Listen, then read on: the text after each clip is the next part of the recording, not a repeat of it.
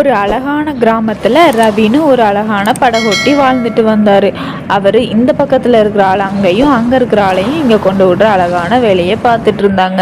அவங்களுக்கு ஒரு அழகான குடும்பமும் இருந்துச்சு. ஒரு மனைவி, ஒரு பெண் குழந்தை, ஒரு ஆண் குழந்தை. ரொம்ப எப்பவும் குடும்பத்தோடு சந்தோஷமாக இருப்பாங்க. அது மட்டும் இல்லாமல் அவங்க எப்போவுமே சண்டை எதுவுமே போட மாட்டாங்க. இந்த குடும்பத்தில் சந்தோஷத்துக்கு பஞ்சமே இல்லாமல் இருந்துச்சு. ஒரு நாள், இங்க பாரு சரோஜா, நான் வேலைக்கு போயிட்டு வரேன் சரியா? அது வரைக்கும் நீ குழந்தைங்கள ரொம்ப அன்போடும் பாசத்தோடும் பார்த்துக்கணும். யாரையும் திட்டக்கூடாது சரியா சரோஜா? புரிஞ்சுதா? சரிங்க, நான் குழந்தைங்கள நல்லபடியாக பார்த்துக்கிறேன். நீங்கள் போய் நல்லா வேலை பார்த்துட்டு வாங்க.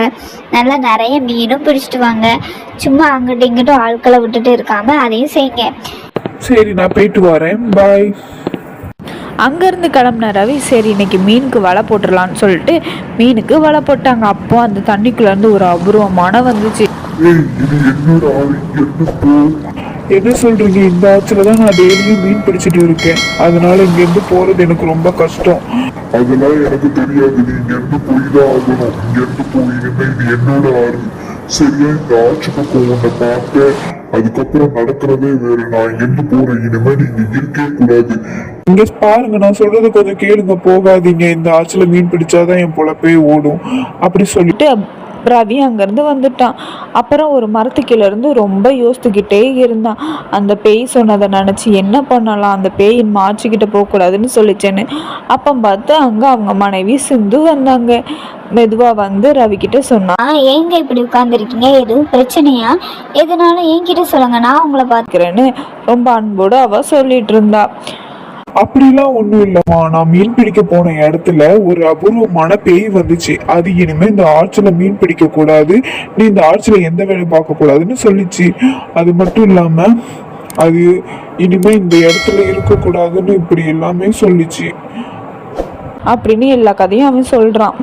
அதுக்கப்புறம் இவ்வளவுதான் நடந்துச்சா? இதுக்கு எங்க இப்படி உட்காந்து யோசிச்சுட்டு இருக்கீங்க? இதுக்கெல்லாம் ஒரு தீர்வு நான் சொல்றேன் சரியா? நாளை காலையில கண்டிப்பா இதுக்கு நான் தீர்வு சொல்றேன். அதனால எதையும் நினைச்சு குழம்பிக்கிறாதீங்க. வீட்டுக்கு வந்து ஒழுங்கா சாப்பிடுங்க. இன்னைக்கு உங்களுக்கு பிடிச்ச மீன் குழம்பு வச்சிருக்கேன். மீதியை நாளை காலையில பார்த்துக்கலாம் வாங்க அப்படின்னு சொல்லிட்டு அங்க வந்து சாப்பிட்டுட்டு தூங்க போயிட்டாங்க. அடுத்த நாள் காலையில ரவியும் சிந்துவும் ஒரு அழகான கோயிலுக்கு வந்தாங்க. அந்த முனிவரை பார்த்து பேசவும் ஆரம்பிச்சாங்க. யார் நீங்க? உங்களுக்கு என்ன வேணும்? எதுவும் பிரச்சனையா? பிரச்சனை உள்ளவங்க தான் இங்க வருவாங்க. கண்டிப்பா அதுக்கு நான் தீர்வு சொல்றேன். அதனால உங்களோட பிரச்சனை என்னன்னு சொல்லுங்க. இந்த ஆற்றங்கரையில மீன் பிடிக்க போனாங்க. அப்போ ஒரு பெரிய அபூர்வமான மிருகம் வந்துச்சு. பேய் மாதிரி ஒரு மிருகம் வந்துச்சான். அது சரி, மிச்சத்தை நான் என்னோட ஞான கண்ணிலேயே பார்த்து கண்டுபிடிச்சிக்கிறேன். நீங்க என்ன சொல்ல வரீங்கன்னு சரியா?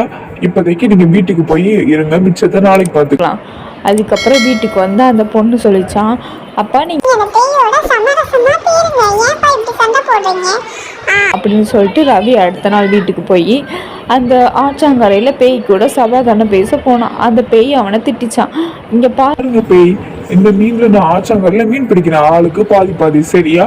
இனிமே உங்களுக்கும் எனக்கும் சண்டை வேண்டாம் சரியா? சரி, இந்த பங்கு எனக்கு ரொம்ப பிடிச்சிருக்கு. இனிமே நீயும் நானும் நல்ல நண்பர்கள் சரியா?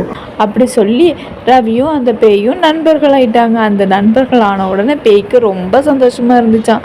அதனால ரவியையும் ரவி குடும்பத்தையும் ரொம்ப சந்தோஷமா பார்த்துக்கிட்டாங்களாம். அந்த பொண்ணு சொன்ன மாதிரி கேட்டு இப்போ எல்லாருமே ரொம்ப சந்தோஷமா இருக்காங்களாம்.